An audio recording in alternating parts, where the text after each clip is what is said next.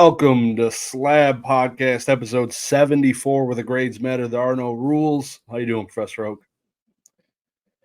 Very good. Thank you. I'm pushing through the week. We are storming through, getting ready for the weekend already. I know it's not quite here, but I'm mentally I'm at the cusp. I'm right at the cusp there. How about you? I wish my mindset was Friday. It is still Wednesday as we sit here at 9:40 p.m. But man, I do wish it was Friday. That would be phenomenal. Yes. I got an exciting weekend ahead of me, playing some cards Friday, bunch of family stuff. Yeah, playing more card tournament on Friday, Yu-Gi-Oh tournament. It's been a while. It's been a couple months plus. So looking forward to get back into that. Golf Saturday, chilling with the family Sunday. So that'll be cool. Brilliant. Yeah, that sounds like a weekend of adventure. Yep, as much as I can do. I'll fall asleep pretty early and then do the live stream Sunday night, so it'll be good. Yep, it'll be a rager. But yeah, let's just jump into the spicy comment. We got let's do it. I don't know how we need to go back, and I think it would be pretty easy to go back and see who's won the most in our 74 episodes. I'm curious because there's a few names that come to mind, and this gentleman is right up there. Shout out to him, your average player. You got 10 upvotes, which is a healthy portion of upvotes. He had said people who do not read the spicy comments to vote every week are a bag. Now, it's a little aggressive. Obviously, it got a bunch of upvotes, so a bunch of people read that. At least 10 people, at least more than 10 people read it, but 10 people decided it was worth the like. So I do agree completely. A lot of people don't, and I get it, but it's cool to see to see the upvotes and the different comments and stuff like that, to see and get a new one read by a new person. I enjoy them. What do you think? I think it's surprising.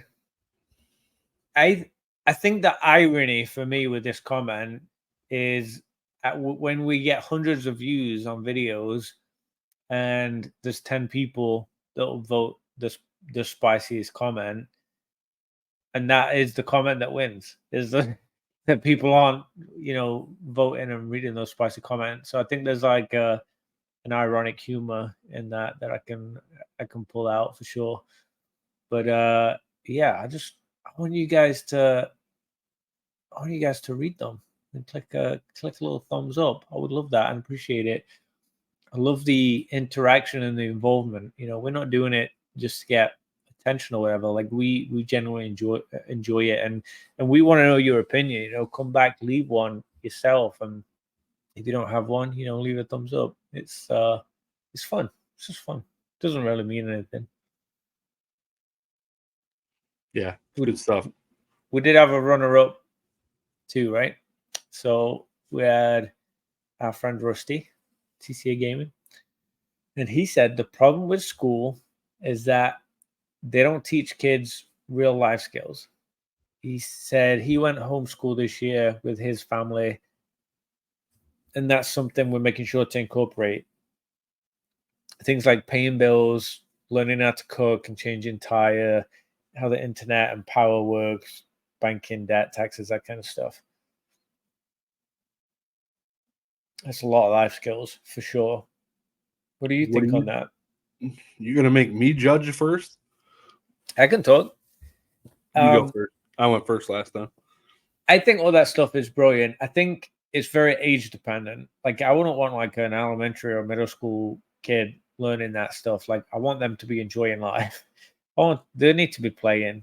Learn to read and write, learn new sciences, but they need to be interacting and figuring out themselves. How does the world work?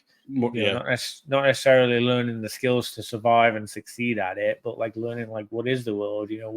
What are people like, and what how do things work, kind of thing. So for me, get them out there climbing trees and playing in the mud, playing sports, that kind of stuff. Just generally having fun in the world.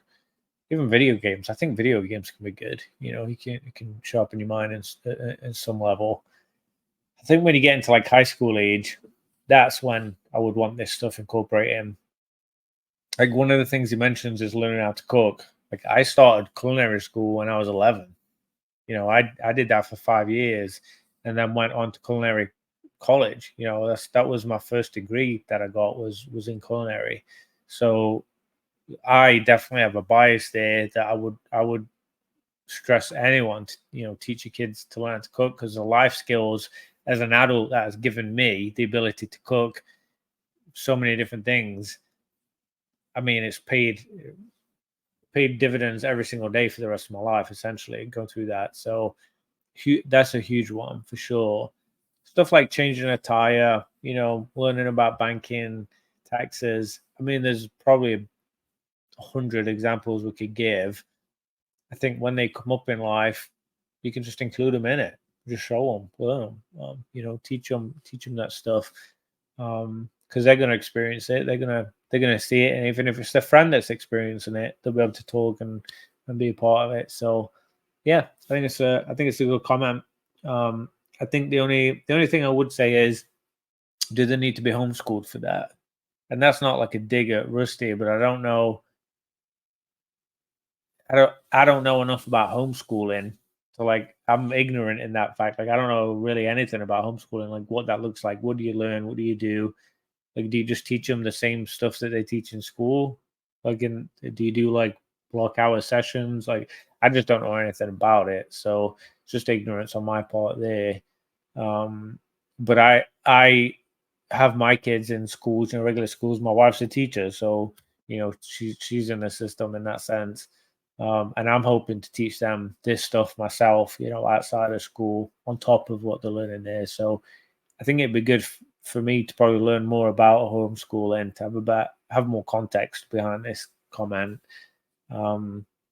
What's your thoughts on it? Where do you stand on the life skill aspect of it? Pretty much aligned with you. Yeah. Similarly, I'm not familiar with homeschooling. Me and my wife both went to public schools our whole lives. Um, I understand it, respect it.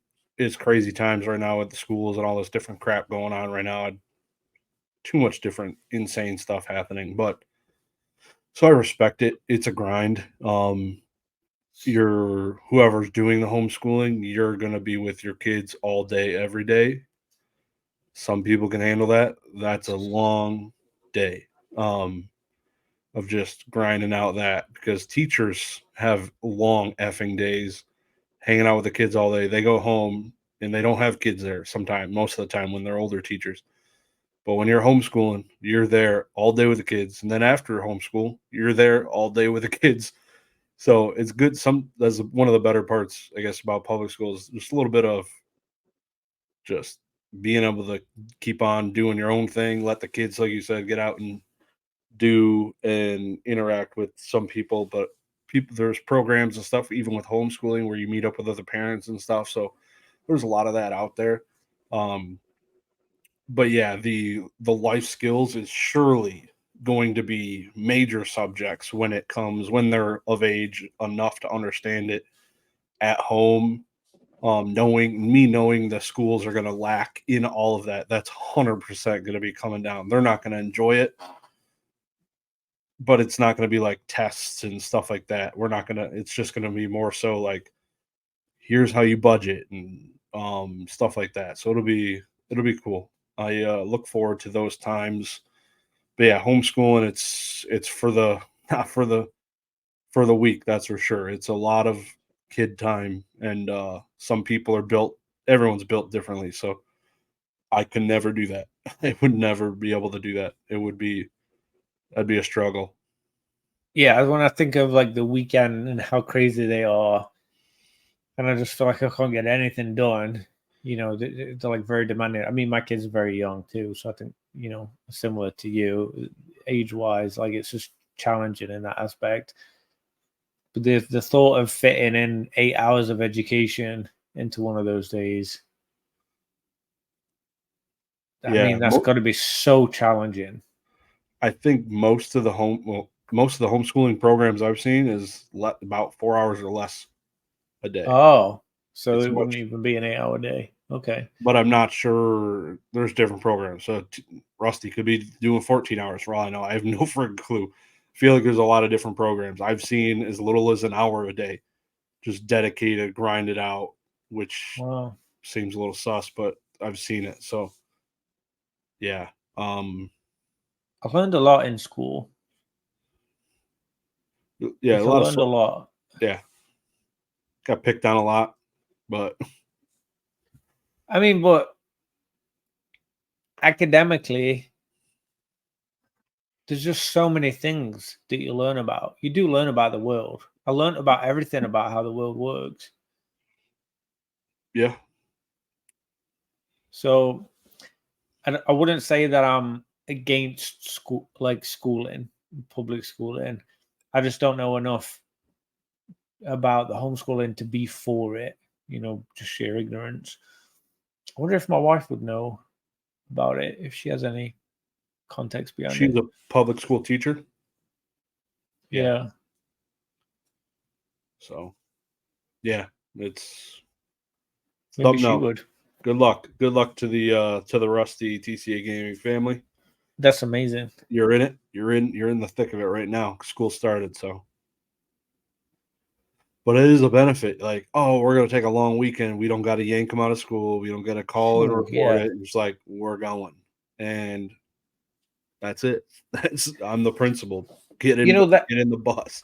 that's got to be a really that's like quite a big subject to touch on there because I really think with what you're saying, you can like just live life, right? They're not answering to a specific school. You're having to deal with a teacher that's like this or principal that's like that.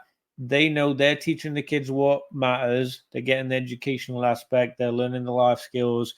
It's at the time. If you have a doctor's appointment, you don't have to write a note. You have to do this. You can just live your life whilst Yeah. doing it.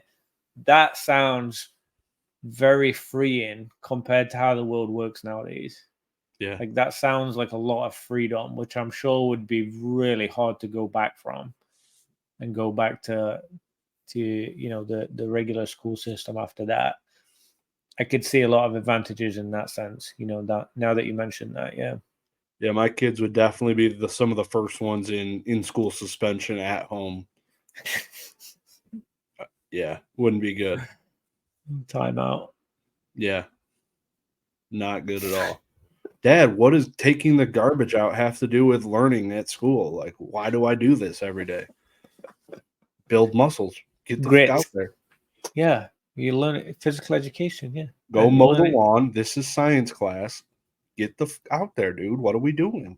geography. You can learn about topography, right? Yeah. While you're mowing the grass, you can learn about the bugs. You can do entomology. There's a I'll lot of talk about sciences involved. chlorophyll when you get back in. Yeah, we've got biology going on. Yeah, I mean, there's. I could make this work. So, I no, think we're on. I think we're onto something. all seriousness, very cool. Good luck to you, Mr. Rusty. It'll be bigger man than I am. I could not hang. That's I for love sure. Rusty. He's awesome. He's So wonderful. our boys over at PSA are doing some stuff, huh? Things are going on. We got a couple PSA topics here lined up back to back. First one, PSA magazine slabs. You had wrote this down. I'm thinking you're talking about just grading some of these magazines through CGC or PSA. Does PSA do magazines? Grading? I know they do comics. I wasn't sure if they did magazines. Oh, I mean, PSA. That was what I don't know if specifically magazines, but I think what I was referring to is they're now doing slabs for the Yeah, comic and comics and stuff. like it probably I would imagine they probably do magazines too, but yeah, they're getting into that field. I couldn't remember if we actually touched on that or not. If we ever talked about No, it, couple things. Yeah, we never got to it, but yeah. What do you think? I think it could be a real force in that hobby. I mean, what options are there? We've got CGC overwhelmingly like the comic book guys, right? Like I literally have one there. You know, you've got them in your background. It's CGC, right? That's who it is. And then I think I want to say Beckett. I think BGS has their own version called like CBGS or something, right? Like they have one. I mean, no one uses them. No one really has bought into them. But PSA, we've talked about it a couple of times in the past, the idea of it. But I really think if they execute it well, I know at the moment they're trialing some of the slabs, and they've been rolling out teasers, and I think they've actually given some out and stuff. But if they execute this well, they could. I think they could crush it. And Neo did what got me thinking about it again. Neo Cosm Comics, shout out to you. He just did a video about them poaching someone from CGC. Oh no, from Beckett, I think it was. They poached a couple of members of staff from there that were helping with their their grading aspect and then noting aspect and stuff of grading those things. And I guess there's a lawsuit that they're suing those graders that moved over, those people. So there's all sorts of drama going on. There always is, obviously, in this hobby. Like every week, it feels like there's some drama. But I think that shows that they're serious about getting people in and making it work. Like they're not going to sit back and let this be a little side project. We've seen what they've done this past year or two, since Nat came in. They're pumping numbers, like they're making things work. They're marketing. They're rolling out special limited edition magazines and cards, and they're doing everything they can to engage and loop more and more people. They even split the magazine in two. They're just trying at every angle, and I think they could really do well if they execute it well. They may be the number one contender at some point soon for comics. What do you think? Is it just a dream, or? I think there's a slot easily. They're falling into number 2. I think it's going to be like when CGC decided to get into trading cards. There's a reason why CGC can't be number 1. CGC Comics is number 1 for comics, and there's a reason why PSA probably won't ever be number 1, is just because of the longevity they've existed in the market. Yeah. All comic book collectors, the Grails, every single thing is graded in a CGC comic. They are the standard when it comes to comic books. PSA was the standard when it came to trading cards. There's a reason, like there's a floor price on first edition base set Charizards and PSA 10 slabs. It's because the people that have them and the people around them, they ain't letting that bitch slip. Like it's not going down anytime soon. And you look at the other side of it, CGC 10, they're selling for $35,000, $40,000. The people are just not there to invest in those cards. They don't look at them the same. I think the PSA comic books are going to fall victim to a similar thing. There will be cool cards that get graded in these, but I think a CGC 9.8 is going to carry a lot more than, I don't even know if the PSA, I think it's got the same scale. It would only hopefully make sense. If they have a different one, you're super effed.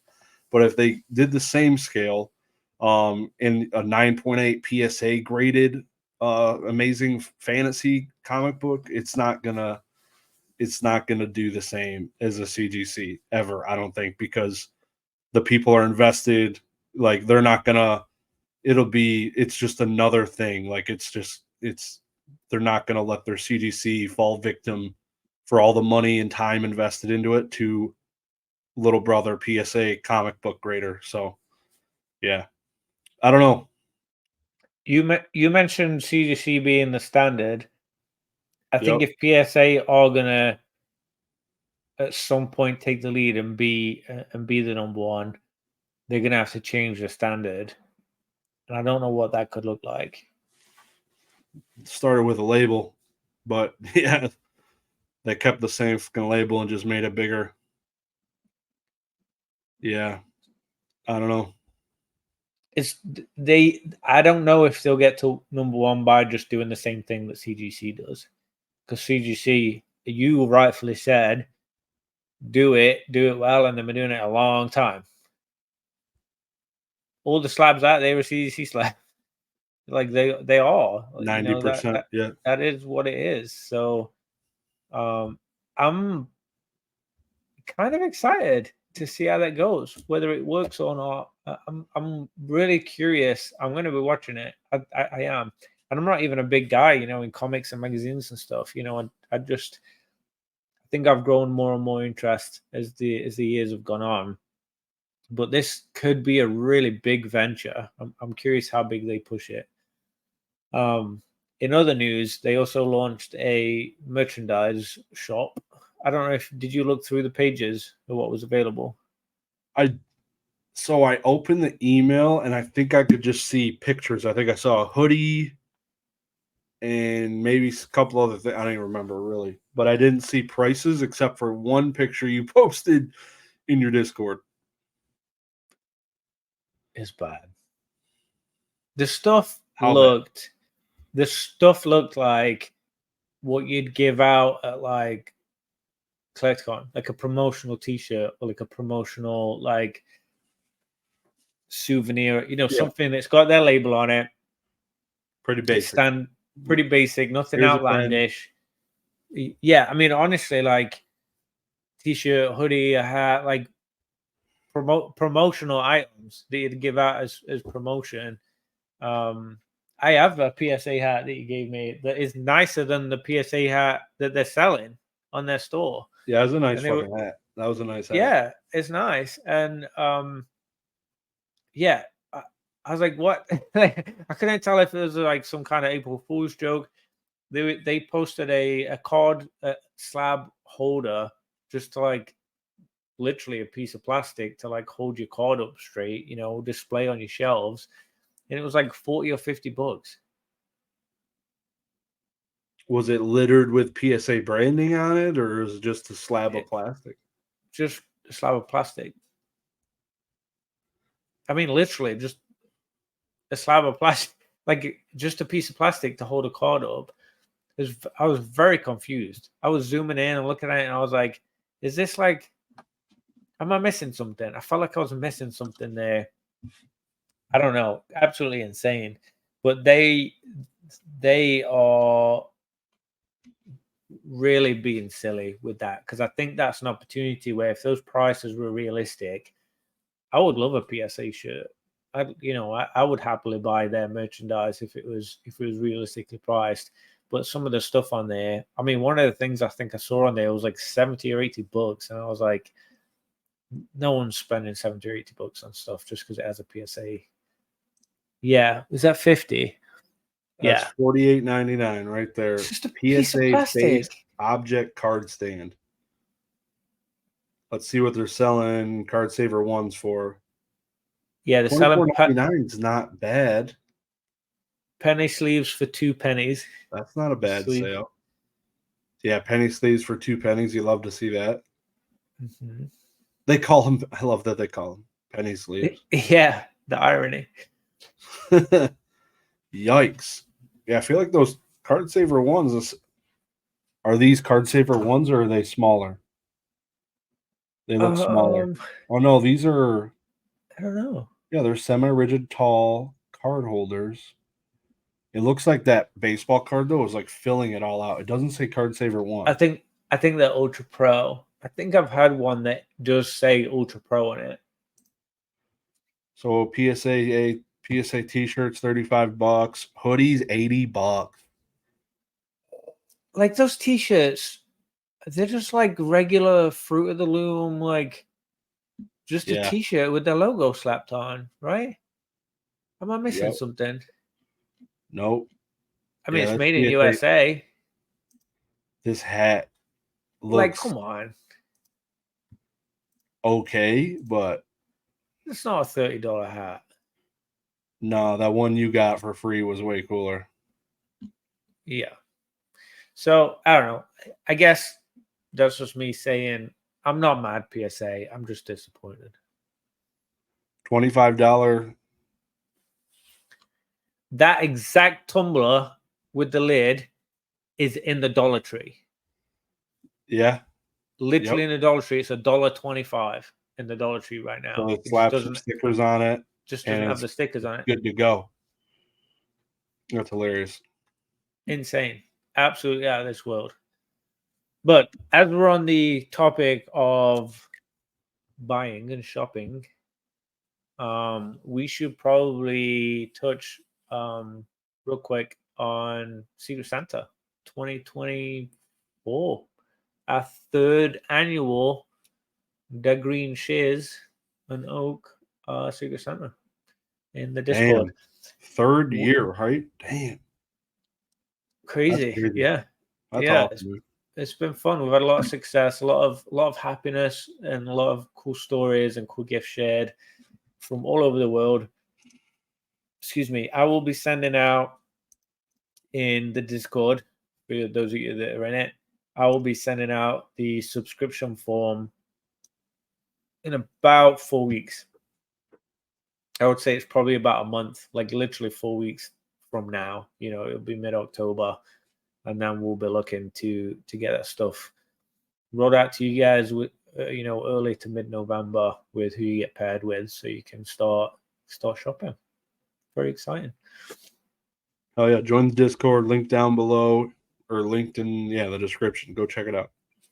There will be a new channel added to it, and it will be called Super Santa 2024 instead of keeping it in the same channel. And so you'll be able to follow along with updates these next few weeks and months and see everyone else's pictures and cards and everything that they get. We can all share our stories and gifts. It's fun. Love it. It's been absolutely wonderful. I've had nothing but good things to say and experience from it. So thanks for everyone that's participated the past couple of years. I know a lot of you have. We appreciate you, and hopefully this is the biggest one yet. What do we have last year? Was it like 65? Something around there?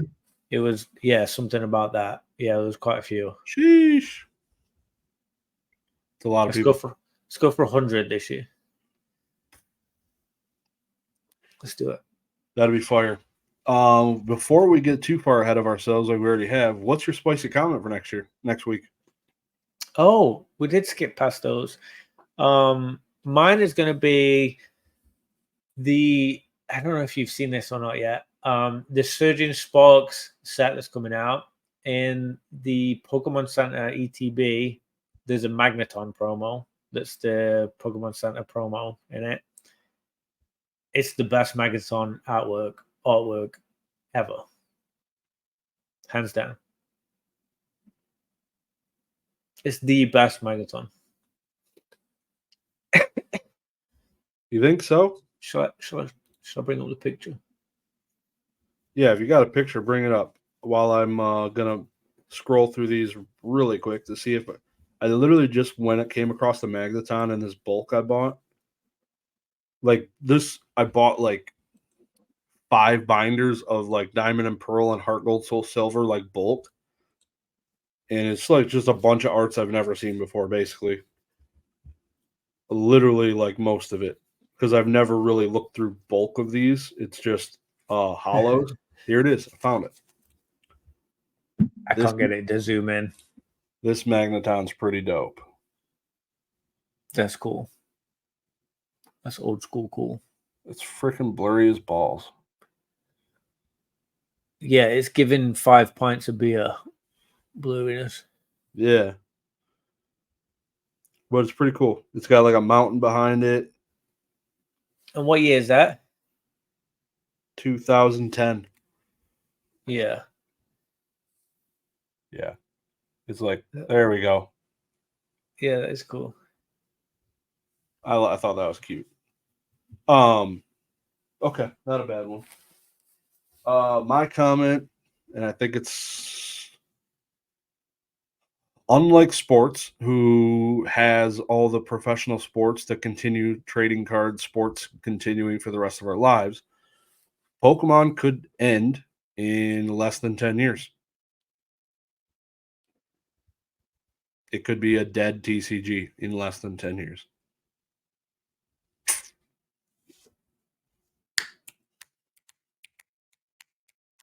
Maybe someone will buy it. You want to buy it? Maybe someone that we're going to talk about might buy it. No, they got their own problems to deal with. We could buy fucking Pokemon.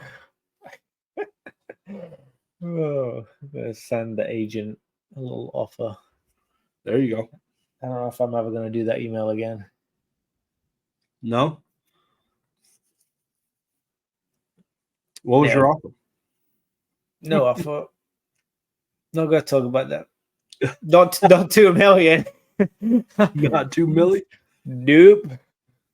For those of you that do not know, there was this trading card game that existed at one point called Metazoo, and it was a Kickstarter. Originally kickstarted for $18,000 with a $10,000 original request. So it almost doubled their original request. 18,000 doesn't seem like a lot because some of these other Kickstarter TCGs were millions of dollars. But they were fully funded, came out, had a couple successful years, and then pretty much went dark. I think part of the problem, I don't know, speculating, the guy who started it, Mike Waddell, was the nerd who created it, and he was like the CEO, so he's not really a business guy, but I'm sure he had business friends. And Steve Aoki, I don't know how much of a business guy he is. He's a DJ, but he does other things, and doesn't seem like Hero Quest is very successful. I don't know, like, just speculating, but it doesn't seem like the more business people. Rudy would also agree that the wrong business people were running Metazoo, ran it into the ground. Now there's debts. And a group called Meta2, a collectible, I don't know if it's more than one person, had purchased or are planning to purchase Metazoo, all encompassing everything, all the available inventory, the NFTs, the IP, everything, the original arts, the skateboards, everything that's available in inventory.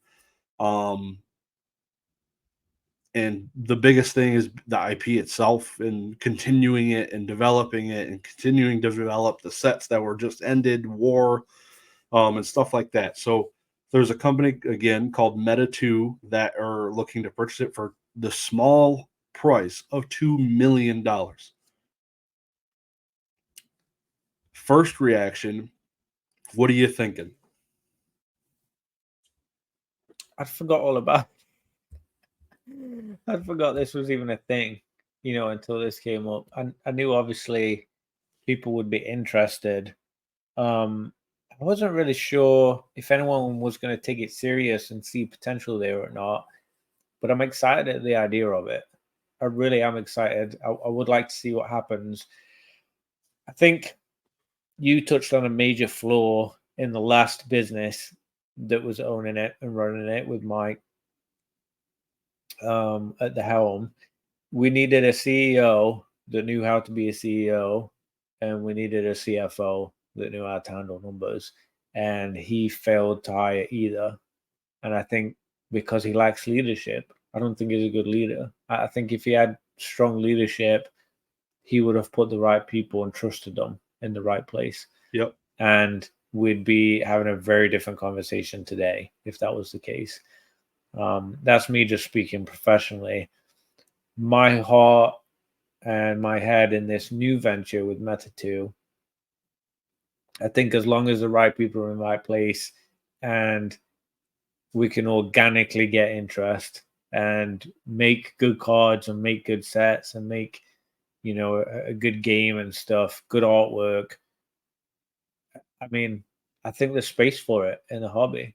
I think there's space for more than Pokemon and One Piece and Magic and that. Like, there's so many people that were intrigued and interested. There was a reason there was so much hype and talk about it.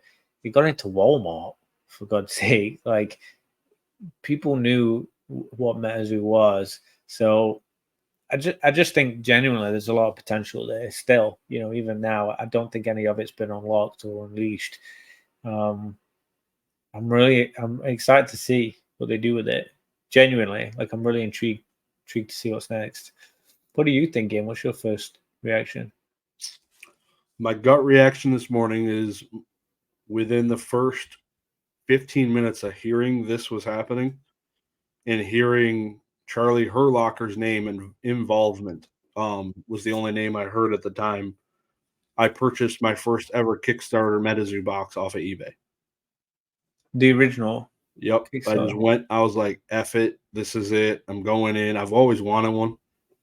But I'm like, I believe. What are they now? Like $3,000 or something? $800 is Oh, what I they've bought gone mine down for. a lot. Okay. A lot. They were cheaper than that. That was the lowest listed. So if you imagine, if you look at the last auction, it was probably like 600, 650. So I was like, before the news blows up or whatever, who knows? I'm just going to buy it. And the guy hasn't shipped it yet, so it could get canceled. So who knows? I haven't looked at any of that, seeing if people up their prices or what happened. But that was my first reaction, knowing that Charlie was involved. Charlie was very involved with a lot of different things. Yeah. He was the card guru expert at CGC when they first started their company. Ludkin's owner, co-owner, where they're doing all the middleman servicing for grading. It was like perfect storm. I was like, who would be the guy? And Charlie is like, he's a nerd. He loves this stuff, and I think it's going to be good. But again, I go back to, in similar to you, like the structure and having a CEO and a CFO. It's a company. Like, it's, of course, people. It's a game. So Yeah. Mike Waddell did good creating the game. Keep doing those things. Keep making a good game.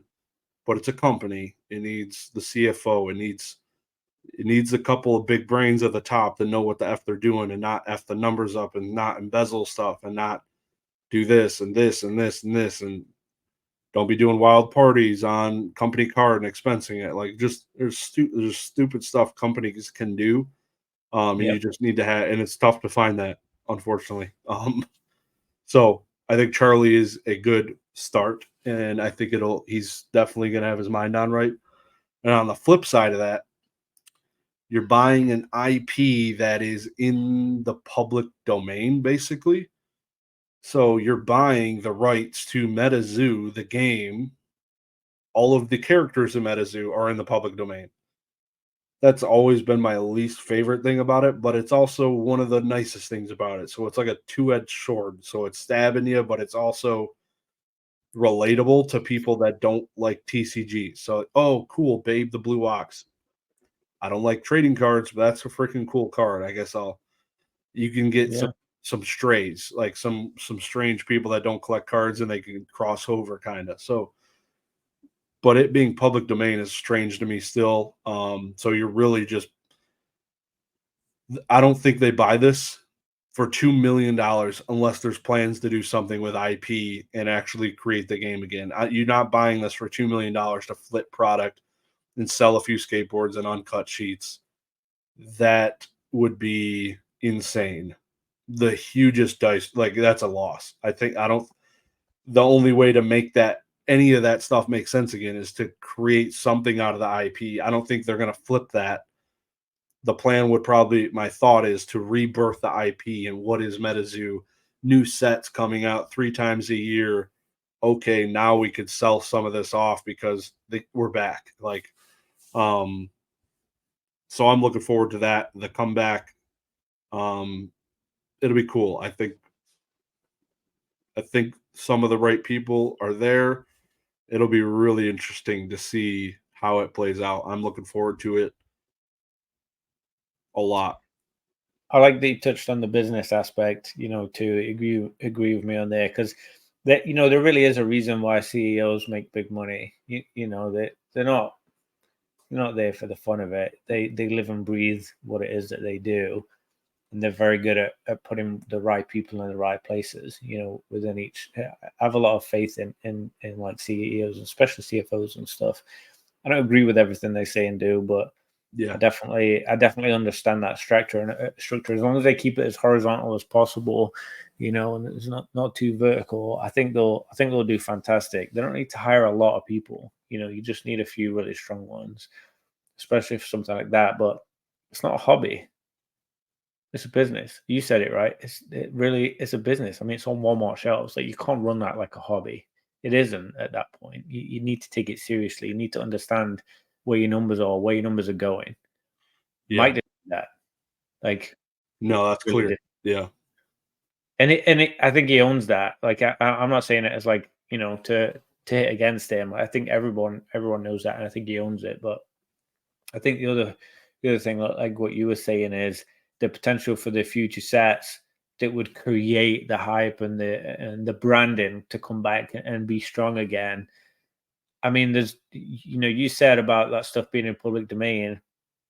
The stuff right now that, the copyrights and trademarks have expired on, Winnie the Pooh. Like, anyone can do Winnie the Pooh now. No one owns the I rights forgot to about that. that. Like Robin Hood. Like, you could do English story time set. Selfishly, I would freaking love that. I have a lot of ideas for what I would do with Metazoo. Like, I think a regional set, each year you pick a different country or a different continent or something, you do stuff from that region. And there's so many things that buzz through my brain on what I think could be successful. But like an old English, story time, old English lore, I think a lot of people could get behind some of that stuff because everyone knows it. It's recognizable, like you say. It doesn't have to be anything too crazy. Even like World War II set. I know, like, obviously terrible context. Lots of millions of people died and terrible things happened, but there was a lot of progress made with it. Tanks and like soldiers, equipment, the aviation and like transportation, like just generally a lot of like things there, but also grit. Within a lot of the countries, a lot of grit was built there, and passion and hunger for success. There's a million different directions I think we could go with it. Honestly, I think the world's the oyster at this point, and I think that's what excites me. What was something you think that the original Metazoo owner, Mike Waddell, and they did correctly that you would like to see continued? I liked that they got people talking about it. There was a lot of connection to people and conversation. There was a Discord, there was an Instagram. They were like, showing stuff everywhere. Like, they were at Collecticon with a booth and people lined up. Like, they were present, very present. So in that aspect, I don't think the marketing was on point. I don't think it was perfect, but I think they put a lot of effort into it, and I appreciate it. I appreciate that. I think they definitely tried really hard to like be known and be present, be part of the conversation, and that side of stuff. What about you? What comes to mind for you? He did really good at fucking the artist. That was good. Yeah, that's really sad. Yeah. I wonder if they're going to be made whole from that sale. I don't know how it all works. I didn't read anything into it, but that's I guess they could go civil with it, but I don't. I mean, yeah, I don't know. Yeah. What did they do right? I like the prize structure for their game. That was pulling a lot of interest. They were heavy in the rewards for winning and doing well in tournaments. That was pretty huge. Was it necessary? Was it necessary? Like, Pokemon doesn't do it. That gets probably one of the biggest competitions in the world. It's marketing, pretty much. It's like you will pull people from Yu-Gi-Oh! Probably to go play that game if the prizes are that massive. But they're doing it. They're not doing it for the game. It's not organic. That's where I think the flaw is in that side of marketing. turns, yeah, it can turn into that. But yeah, like after so long, you're like, all right, this is kind of dope. But hopefully, yeah. Another thing I guess I didn't really like was how quickly they turned the game into like a nationwide thing as far as tournaments. Like they were bouncing around state to state to state to state with like a 100, 200 person turnout. Like I don't even know if they hit 200 once. That's not a lot of people for bouncing state to state. Like you probably should start like Collecticons did, 1 state, 2 state, 3 state, like slow burn, slower the better. Like build your player base in wherever it's most popular. Start it there, Texas, Vegas, and just let it grow. Yeah, I don't know. It'll be interesting, man. I'm excited for it. I'm excited. I just watched my original Metazoo video after the Kickstarter had got funded. Really early video. Like I was talking about the prices of the cards, and I'm looking forward to doing that again because I feel like it'll come to life. You don't just spend $2 million and we'll play with that next year. It's a second life. I'm hoping we get something before Christmas, even if it's a teaser. Like Transparency, yeah, would be nice. I would like some kind of this is what's gonna come, or this is what's happening, or 2028 new set drops. I mean, that's a long time, but hopefully it's faster than that. People fall asleep before 2028, die before that. Yeah, that'd be cool. I mean, if they're gonna do it the right way, whatever, take your time, like do it the right way. But like people are itching. Like you don't want to mess around on this stuff. Like people are itching for it, right? So there's got to be a balance. The interest is there, but it'll be there in 4 months. You know, they don't need to do it, I feel like, now. So yeah, well, they'll need to generate new interest too, won't they? You know? Yeah. No, I'll be ready. I'm ready. My soul is ready. Do you own any Metazoo cards? Yeah. Yeah, I've got Paul next to me. Where are you? Got him right there, right at the right hand. Didn't even have to bend to grab those cards. That's how invested Professor Oak is in the Metazoo. That was not planned at all. I didn't even know that was on our notes. Fucking right here, bud. I just have so much crap around me. That's cool. Yeah. So let us know your thoughts. Do you think are you going in? Are you ready? Are you investing into this? Would you like to invest? Are you buying a bunch of old Metazoo? Wild. For me, I want to know. It's about the set. Like the Hello Kitty thing for me, that still irks me. Like it still bothers me a little bit. I'm not buying Hello Kitty cards. Like I don't care what it's crossed with. It could be any. Like I don't want Hello Kitty. Hello Kitty Pokemon? No, absolutely not. Don't even put that out in the universe. No, I think it'd be fucking cute. That's why I don't like the ponchos and stuff too. Like I'm not about that side. I don't. No, that's not for me. So for me, I want a really cool set. I want a cool set. Give me Magic the Gathering, Lord of the Rings level cool. It'd be cool to see Legend of Luke be an artist. Hell yeah. That would be amazing. That's what I miss. Hopefully I hope they get Poncho back. Poncho is my favorite Metazoo artist. I don't know, he just had he was good at doing gore, and he had a darker side in his arts, and they were really cool. So hopefully he's back. You think he did the Chaos Crystal, one of my favorite looking cards. I like Victor Lawson. Yeah, cool. I met him. He signed something for me. I think he made one of the prize cards. He did a few different bits. I think he might be my favorite. I don't know if I remember the names well of some of them. I'd probably have to go through and look at some of them. But I think there's a lot of unleashed potential with a lot of the previous artists, but also, you know, new artists like Legend of Luke. I would imagine he probably isn't like contracted to only, you know, the top side of stuff. So Doubtful, yeah. We'll see. Yep. Very cool. Onward. Looking forward to that. You want to get the next one? Same.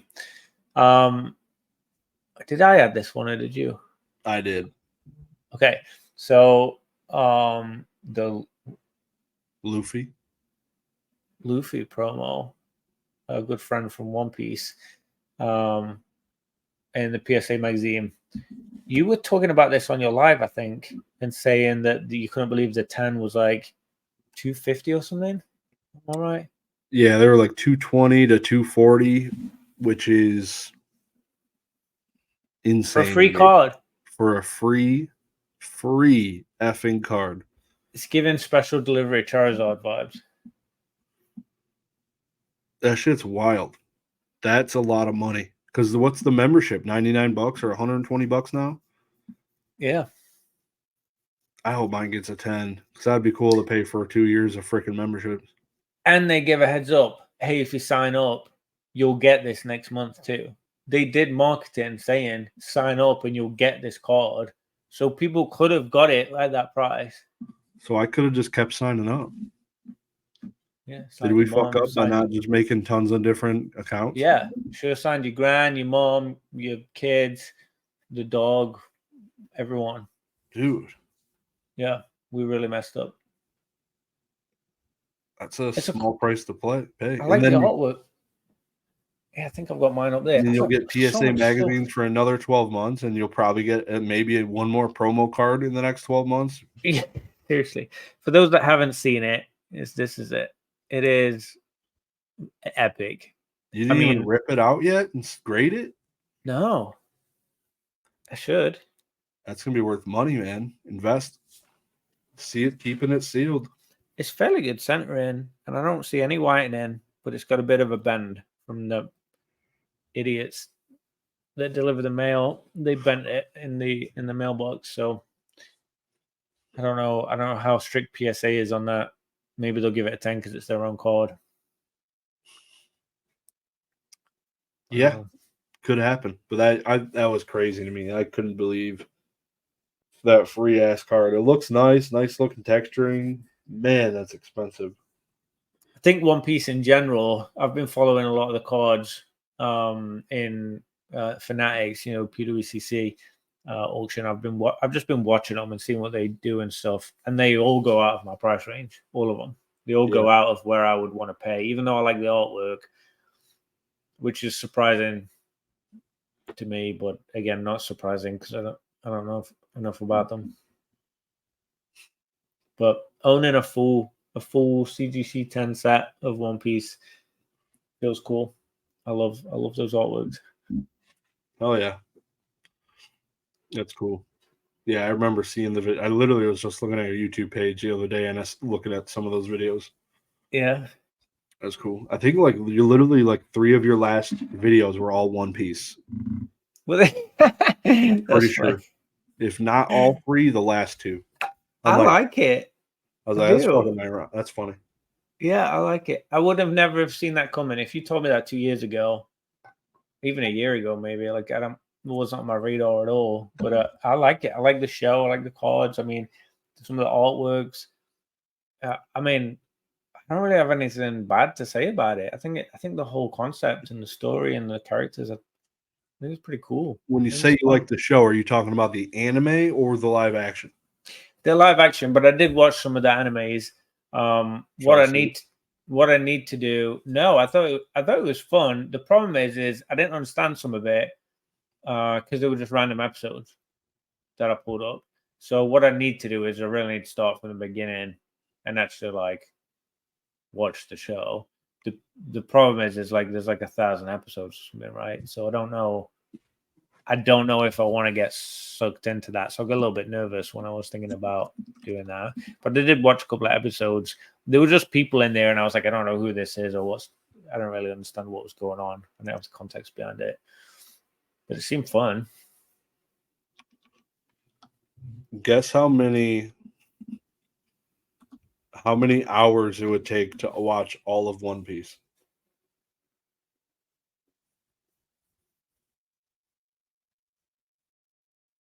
700. 426. Only 17, basically 18 straight days to finish it all end to end. That's quite a lot. 18 straight days. It takes me 2 months to finish 7 episodes of a new show on Netflix. And that's, call it 40 minutes an episode, 2 months. It would take me the rest of my fucking life to watch that whole show. That's fucking insane. So is this the GTA 5 of the anime world? Like you just keep watching it forever, and there's always new things happening. Yeah, it's freaking absurd. That's insane. I feel like you could just be sucked into that for like nonstop. I like how when I Google this, it says 426.75 hours or 17.78 days, putting it over 2 solid weeks of solid consecutive viewing with no breaks for other shows or activities, including sleep. Literally dead. I'd be dead. So if you watch 10 episodes a day, no. So damn. How long's an episode? Like 20 minutes then? I don't know. Because I thought they were half an hour. That's why I was like 700-ish. Okay. Yeah, F that. I ain't got time. I'm just going to go on ChatGPT and say, summarize all of One Piece in 200 words, and I'll be caught up. I don't know if they're currently in the past couple of years making them, but I will tell you, ChatGPT only has data up until, I think it's September. I always forget which month, September 2021. No new data has ever been fed to ChatGPT in over 3 years. So if you're looking for accurate current data, don't ask ChatGPT, people. Here we go. What does it say? I did summarize One Piece in 40 words. I just figured, fuck it, I don't want to read 200. So 40 words. One Piece follows Monkey D. Luffy in his pirate crew's quest for the legendary treasure, the One Piece, in a world of powerful pirates, marines, and mythical devil fruits. Luffy aims to become the pirate king, encountering allies and enemies in a grand adventure across the seas. I feel like I'm caught up. So I could start like episode 1001 and I haven't skipped a beat. So I'm chilling. It's very easy to watch. I will say it is easy. It's just I didn't know, like, in the anime specifically, I didn't know like who people were. There were a couple of characters in there. I was like, I don't know what's going on right now. But the live action, I think, probably took me a long way there for me to have a strong start, you know, if I did jump into it. But yeah, cool promo. I'm curious if it's going to stay hyped up because they're not going to reprint it. There's not going to be more, so hopefully it'll only get more. It'll only get more rare, I guess, or less available. Oh yeah, could go up, could do well. Who knows? Very well could. So next topic. After I've sold pretty much everything, 90, call it 89% of my Zapdos cards, and any other like raw modern 10 slab I had. What's next? Up next for me is buying more on Fanatics. Right back into it, baby. So I needed 3 no rarity cards for my holo set, and I bought 2 of them this past Sunday. Nice. They had not really gone for auction. I've been watching. I haven't stopped looking for those cards. So it was nice those came up. I got the Charizard and the Venusaur for both of them for $1,000. So that was cool. So looking to do that. I'm leaning towards I have a blue back top sunset that I've got put together in a binder. I'd like to finish that. Continue looking at Diglett 10 cards, so that's continuing. Not a lot of those go for auction, rightfully so. So I gotta get together a bunch of stuff for the Collecticon Chicago coming up. Like I'm taking a lot of video games and miscellaneous items. Yeah. So I gotta price a bunch of things. I don't have a ton of slabs.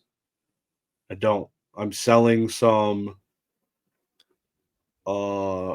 items, some cool items, some video games. I'm gonna take a bunch of different crap. So I'm looking forward to it. Do you have It'll time be to do you have time to grab some cards and grade them? Pick up some stuff. no, I got stuff. No, I mean I have stuff at CGC with their 5-day turnaround and it's been like 30 fucking days. Yeah. So yeah, it's not happening. So yeah, no, I'm not gonna. I don't have a bunch of new. Like I'm gonna probably take my first edition base PSA 9 set. The non hollows. I got a bunch, like 60. So those will be there. Those will sell. They're like $40 to $50 a card. That'll be nice to get that moved for cash. But yeah, it'll be it'll be a very unique booth for me. It'll be nice being able to drive there, hoping to fill my truck with a bunch of just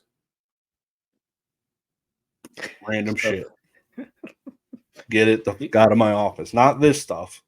You'll probably get eyes on it. This stuff. But What? that's the stuff that's interesting to look at, you know, when there's variation and it's like, wow, you got this, oh, you also got that. And it's like, you know, it's Yeah. that shiny ball syndrome, like, oh my god, all this cool stuff. Yep. Yeah, I love that. I think for me, after I sold a bunch of my Pikachus, I almost felt a little bit like I was unleashed, like I could kind of do whatever I want now. There's like an awesome, almost like an element of freedom. And so I just started buying random stuff that I thought was cool. I still do. Like I just buy stuff. I'm like, that's cool. I like it. And I think we talked about that before too, but it's almost the opposite of everyone else in the hobby. People start out like that, like, oh, that's cool, I'll buy that, and then they transition to like refining their taste or what they want to collect. And I did pretty much the opposite, you know. So um yeah, I feel almost kind of free, not being tied to something right now, really. Yeah. It's crazy because I was mentioning to you I just listened back to PK's like first base reveal. Then I Mm. also listened to your first live stream with him. You've changed your mindset quite a bit. You were pretty excited about the PSA registry and what that did, and Hmm. the cleanliness and trying to the completionist in you, and um, yeah, it's crazy how times can change and so quickly. Completely different. Yeah. Yeah, it's Yeah, cool. I couldn't even tell you the last time I looked at it. I did some She-Hulks, I think, today, but like they don't even have a set built Yeah, out for She-Hulk. You know, I just added them in there just so I can keep track of what I own. But yeah, like right now, and I'm not saying I wouldn't go back to that. I think I could see myself if I had the time. Think I struggle time wise for it to be within my bandwidth. I have too much in my bandwidth right now to be able to have that mindset. But I could see myself getting back there again and get heavy into it. It still bugs me that um, the owner of what are they called, Squishmallows. I'm not going to say his name on here, but he overtook me in the Pikachu set registry at one point.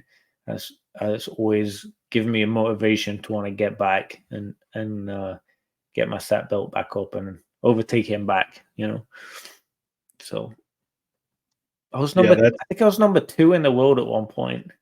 Like I was pretty heavy into that registry, like trying to get all the Pikachu cards. You know, it was fun. I enjoyed it. You got overtaken by a guy that thought the trainer deck A and B were the first ever English printed Pokemon cards. Feels bad, man. Feels bad. I have a lot of comments that I would like and shouldn't say, but we should have a whole episode dedicated to it. Actually, that'd be pretty fun. Yeah. Well, I've got a lot. We'll call it the Swift Kick in the Nuts to the hobby. That'll be the name of the episode. Just everyone just getting straight nut shots from Josh and Professor Oak. I think it'd be pretty fun. I'm going to talk about this one because it was my problem. The Rollo. So I have a Rollo thermal printer. I've had it since I've had my back issues. So 2.5 years since like January of like 22. So I've had it for a while and have never had a problem. This son of a bitch is like the freaking Energizer Bunny. This son of a bitch is not going to stop working on me. I've gone through only probably 2,000 labels in that time, which isn't a bajillion. And my power supply just quit. I think it's not getting power. It won't turn on. I had to print out of my effing LaserJet printer and cut the freaking slips out and tape it to the freaking packages. And Rollo's customer service is phenomenal. I had sent him a quick email and I instantly got a response saying, "Hey, I appreciate your email," like a general thing. "Hey, I got your email. We will get back to you." And within like 2 hours, somebody's calling me to discuss my issue. Wow. And PWCC fanatics, they blow massive ding-dongs compared to what Rollo is. Massive ding-dongs. Like, holy. I don't even want to get on that tangent. Like, they're not good at responding to a semi-difficult question. Blows my freaking mind. So they just avoid the entire subject. But Rollo was on it, and for $10, I'm getting a freaking another one. So it wasn't too bad. I'm out of warranty. They warranties only a year long. So, but yeah, could not recommend it enough. I was shocked. I was nervous going into it. I'm like, oh man, I haven't really looked Rollo up in 2 years, 2.5 since I bought it. I'm like, hopefully they're still a freaking company.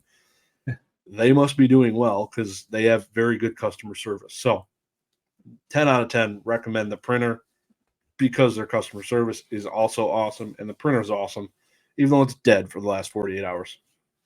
That's brilliant. I mean, on the customer service end anyway.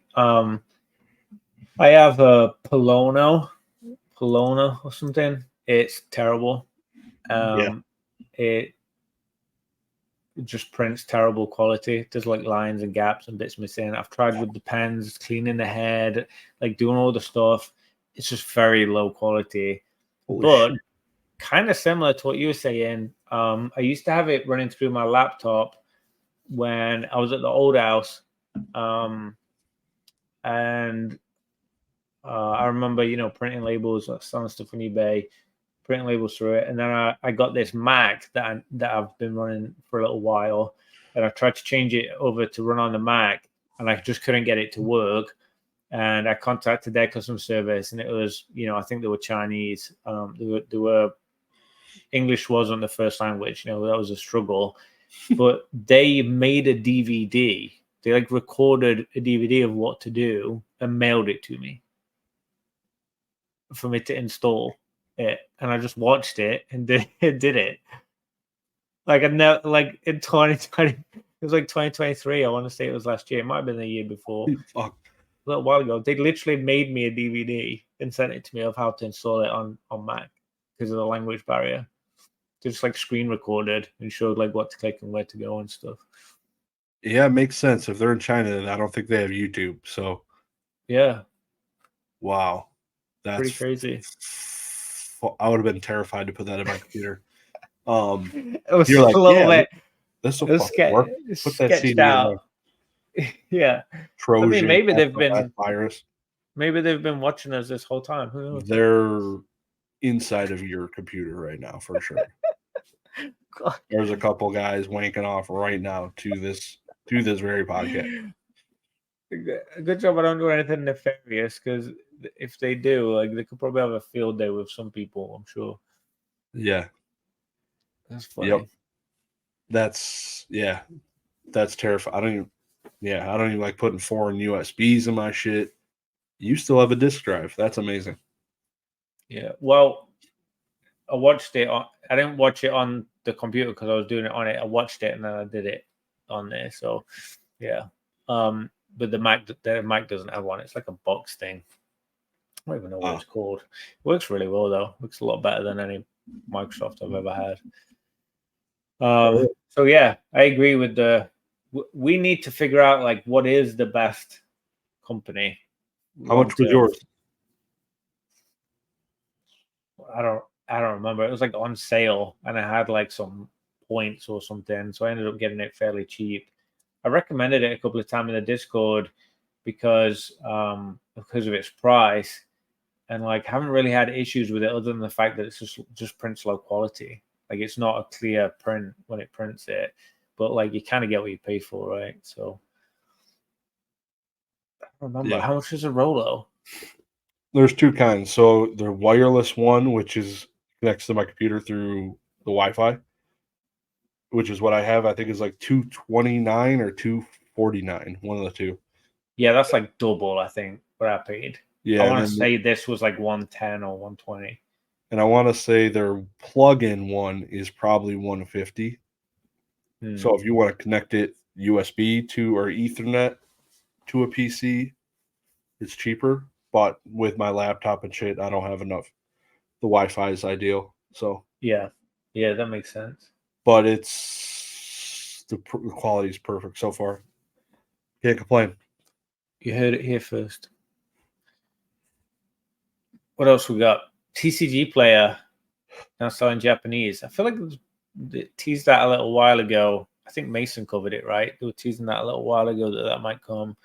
I do have some Japanese cards that would be cool to list on there because I'm not really knowing what to do with it. I'd be curious if the prices are realistic, or if they're going to be too cheap on there initially, or maybe too high. I don't know. I'm definitely going to check it out. There's some Japanese cards that I want to. I'll probably be looking at some. There's definitely a lot of really nice Pikachus I'd like to get on there if I can get them cheap. Where you at with it? I think it's gonna almost flop and not be worth their time. Really? I think 95% of people in TCGplayer are buying the cards to play with. There is the 5% of people buying things to collect, but most of the time those people are buying things because they're seeing a lot of play in the game. Like recently at Pokemon Worlds, there was a Miraidon deck doing very well. Somebody went and bought out frickin' TCGplayer of all those cards after the dude went 10-0, knowing that the demand would increase because people are playing those cards. Yeah. The only usage is collecting and filling binders and grading cards. Again, that's not 90% of the people inside of TCGplayer. I guess there would be nice to have a dedicated resource for people to go do that, because I feel like we don't really have a Japanese singles area in the world outside of eBay. But I feel like that's not a lot of people. It's Japanese niche, and then buying Japanese singles, I don't know. I guess it's like it's going to be an expensive buy, basically, what it's going to end up being. I think I hear more people talking about opening Japanese than buying Japanese singles. I think that's a good point. I don't hear about people buying Japanese singles to complete sets or to complete decks. It's specifically a card for collecting, or it's a card just to like grade and flip kind of thing. So yeah, that is a good point. It'll be interesting. I think, yeah, like I don't know. I could go either way, but I think it could get flooded, and it might end up hurting the price of singles. I don't know. That'll be pretty interesting. Which isn't necessarily a terrible thing. Yeah. You want to talk about Sotheby's? Yes, I do. They seem like a pretty awesome company. So, what is the relationship? Do you know with Fanatics, or is it? It's not owned by Fanatics. I don't think there is one. I think they just using it as a way to sell the nicer stuff. Yep. So inside, so Sotheby's, for those of you that do not know, is a auction / marketplace where I think it's the oldest. What does it say? Established 1744 on their website, right here next to their name. So it's one of the longest running marketplace / auction houses in existence. Yes, I think you could buy witches back in the day. I'm joking. Damn. All right. But there's 6 days until a live auction that's going to occur in New York. So that'll be interesting. I'm looking forward to watch that. So that is September 24th. We're talking 6 days from now. So that puts us at what, Tuesday night? Yikes. 7:30 p.m. So I'm curious how it's going to go, because usually when like Heritage Auctions does a live stream, they have a person on the screen doing the auctioneer style. I'm curious if that's how it's going to run when it comes to it. But this is their Holy Grails auction that's coming up. And before I get into it, I got to roast the living shit out of them. This company's been here since 1744, and you're telling me they couldn't get the formatting right on this fucking banner to fit the words to not be cut off. They cut off the bottom of the entire word of Grails and a couple parts of the word holy. Jesus Christ. Yep. We need a CSS expert to come in here and get this shit figured out. I literally noticed that right before we went live. I'm like, wow. Just couldn't spend a little bit more time. Like, you're selling some effing grails here. Like, all of these cards are estimated value well over $100,000. Each one of these cards. This card is currently at $480,000 for Roberto Clemente, Hank Aaron, estimated 130 to 180K. Just crazy. I think the most modern card was it the Ellie De La Cruz 101? Although there's a 2023 Kaboom CJ Stroud 101, estimated 80 to 120,000. That's probably the most modern card in here. 2023. That's crazy. Unreal. But some of the Pokemon cards, is this the one we saw in our podcast episode? I think it is.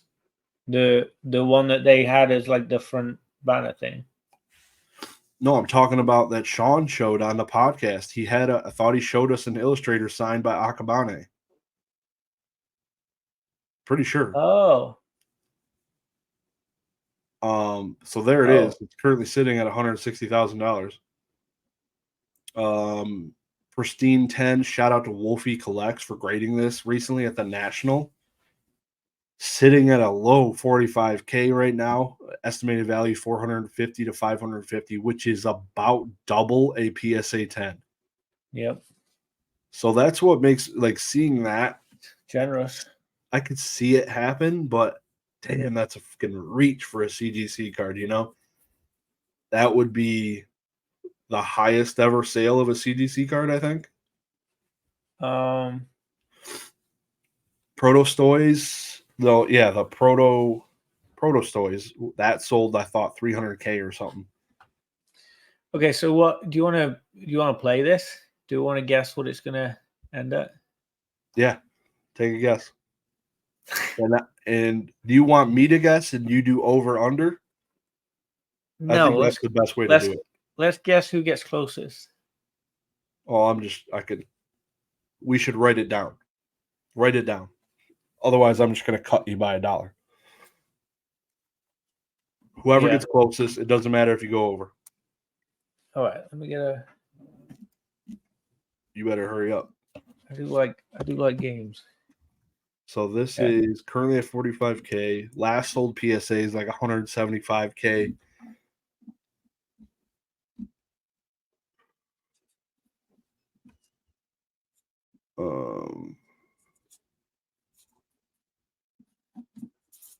All right, I got mine. All right, ready when you are. You can go over. Closest one wins. I went low. Low as fuck. Damn, Rip Wolfie collect. Holy shit, 136K. I mean, don't get me wrong, you can buy a house for that. Holy fucking dumpster, maybe. But that's a lot of money, right? Damn. I couldn't even buy my original house I owned for that. Holy fuck. Fuck, you buying for 135K? This Pikachu's dope. Yeah, it's Alpha cute. prototype, Japanese Magneton card. Yeah. And then the complete is all 16 hollows, I think, minus something. Oh, it's 15 of them. It's missing the Machamp. Nobody loves the Machamp anyways. But a pristine 10 of the Chari. That's pretty dope. These are the Disco Hollow pattern test prints. All of these were... Why is the Venusaur gold labeled? Because it's got an auto. Oh, it's the auto. I didn't see that. Yeah. Signature series. I see it. This is a sexy ass set. All 10s. The only thing is they're not cut by Pokemon. These were all cut by David Persons and I think Sean Bassick. So yeah, I don't know. I don't care that they happened. Did well to do that and get a 10, centerman. They definitely took the time and that's for sure. One thing I noticed about these Sotheby auctions, the descriptions on some of this is crazy. Like the catalog notes, these are like detail I've never seen on Heritage. Insane amount of detail.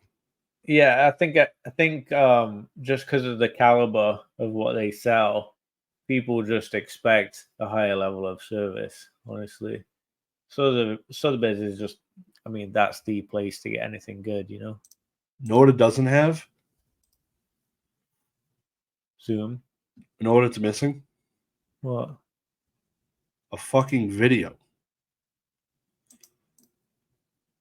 Mike Bowers, when he was partnered with Fanatics, would video in 4K $2 polywags.